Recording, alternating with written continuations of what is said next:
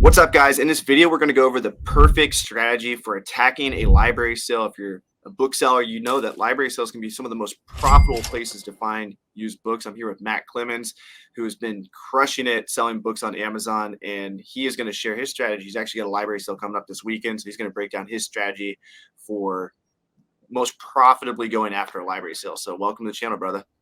Thanks, Avery. Good to be here. So yeah, I think as far as library sales go, like you said, they're kind of the biggest, easiest way to get a nice inventory going.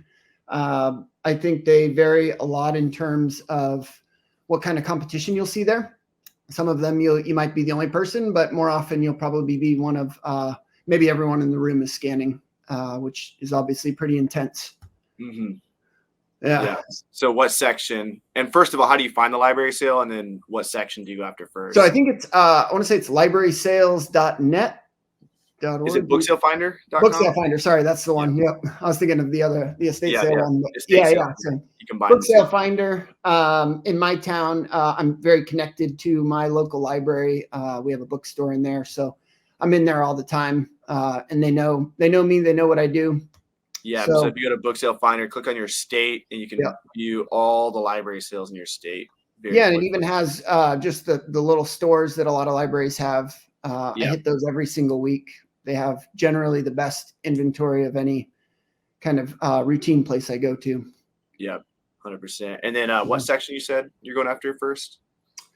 So I tend to go straight for the section that's right by the front door as it happens. But stuff like the philosophy, the religion, new age spirituality. Obviously, you want to go for nonfiction.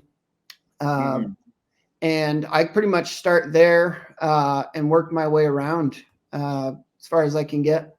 Yeah, and you're paying for that pre-sale membership and all that? Oh, yeah, absolutely. Yeah, it's like $5 a year, so you can't miss with something like that to get in a day early. How long are you hanging out for? Are you hanging out for an hour, then leaving? Or are you hanging out for a few hours? I'm generally there for about 2 hours. Tomorrow I actually took the day off so I can spend as much time as I need to there. Yeah. Pretty exhausting scanning all those books that fast. So I'm not as in shape as I used to be. So we'll see how long I can make it. But yeah. So what's it look like for you? Like the first hour, you kind of attack those sections you mentioned. Are you then looking up non-barcode books like the second hour? That might be a great strategy to take. Generally, I'm scanning just as fast as I can through those barcodes. When I hit ISBN, sometimes I'll start a little stack just off to the side so that I can kind of get my phone and do them all at once. In that kind of environment, it's not like where you're in a thrift store and you're the only one and you can take your time. You really got to think about kind of economy of movement, being efficient. Yeah. So I think there's something to be said for going through and doing the non-barcodes at the end. But I tend to kind of work in sections. So if I'm in the religion section, I'll kind of scan through all those, get the non-barcodes. Stuff that doesn't even have an ISBN number, that's the stuff that I'm leaving till the very end. And I've done all right going through and checking for that stuff. Usually I'll go back the next day because there's really not a lot of scanners that are going to do that at all. So that's kind of your opportunity to go back and clean up after those folks. And how are you looking for that stuff? Are you just like, do you scan and then when you come across a non-barcode book, are you then pulling it, put it in your cart face up and then scan it with the Amazon seller app? Or are you eyeballing for specifically non-barcode books? Yeah. So if I find something that's non-barcode, but it has an ISBN, then I'm just going to use the ISBN scanning function, work through them that way. But if it's something, pre-1970 that has no ISBN at all, then I'm just going to go and do a Amazon cover scan. Gotcha. Yeah. What's the most profit you've made in a day at a library sale? Oh man. Probably at least 1,200. Yeah. We leave with 2 IKEA bags full, at least big, giant blue bags. And yeah, we don't have a lot of competition at our local library sale. So, we do good. That's awesome. And then is it bag day the last day? Are you able to? No, they don't really. So our local sale does 4 library sales a year that are just they do 4 scheduled library sales. One of them is like a $5 fill a bag, and I think that one's in July. And so I think that's kind of where the leftovers tend to go. But I always find good stuff there too. What supplies should people bring to a library sale? So definitely make sure your phone's fully charged. I don't know about everyone's phone, but Scout IQ, Scoutly, they just completely drained my phone after a long day of scanning. So start with a full battery. My charger's in, or my scanner is in there charging right now, making sure I got full juice there. I like to bring AirPods or any kind of headphones so that I can hear the little sound in my ear. It makes going through a little bit faster, so I don't have to look down every time. You know, it's good to check the data, but if I'm trying to move quickly, then that's a good way to just kind of scan fast. Yeah. Do you bring like several boxes? I bring IKEA bags.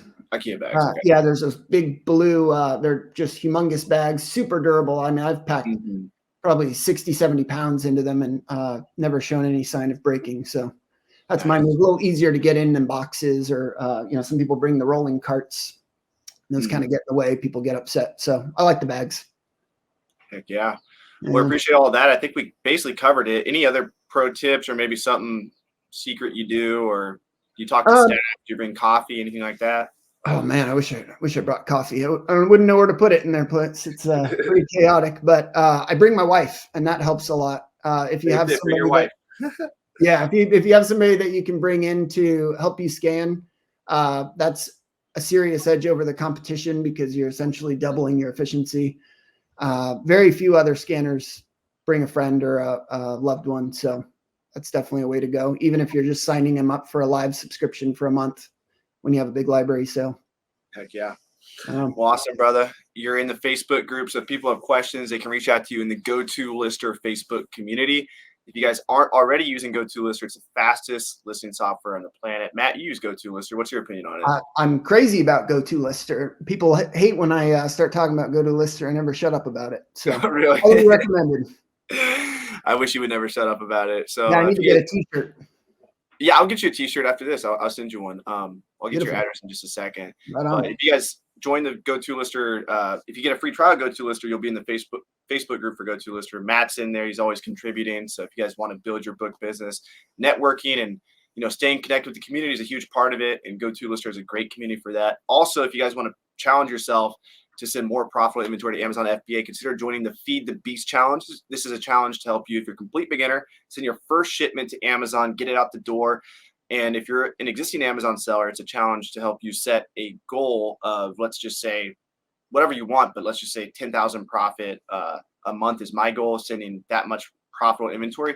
You share it with the community. You get access to all the educational materials, the course. We do live weekly coaching calls. All this is 100% free. Some people charge thousands of dollars for it, but you get access to this, including like my Scout IQ triggers, all this different stuff. It's my step-by-step course. That is linked below as well. And much love, guys. Catch you in the next video. Thanks, Matt, so much for coming on. Thank you.